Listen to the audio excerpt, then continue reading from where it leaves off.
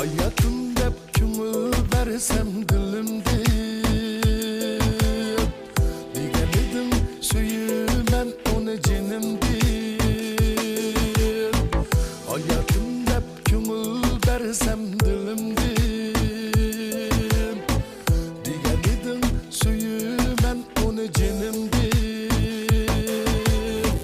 Kepsen bugün sen ayrılıp yenidin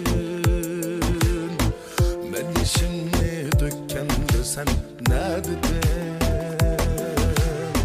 Kepsen bir gün gözlerim yenidin Ben yeşilini dökkende sen ne dedin?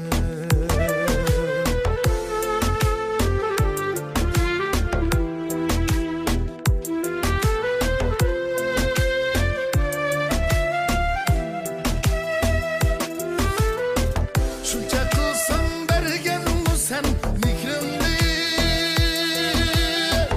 Anlagan mı ya ki bir gipimni Şunca kılsam bergen mi sen mihrimli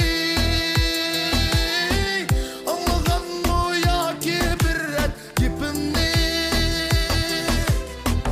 Açkan mıdım eytem ana çihrimni Mihrimli men Teşna çığım ne dedin? Açkan mıdım eytem ana çihrimni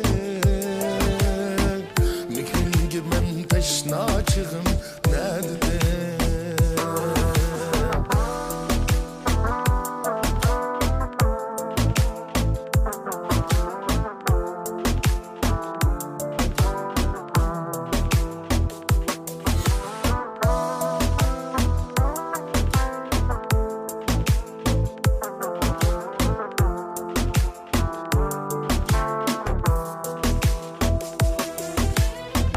Bestigarım kılma buldu endi söz Unutuldar aziz körgen sendi göz Bestigarım kılma buldu endi söz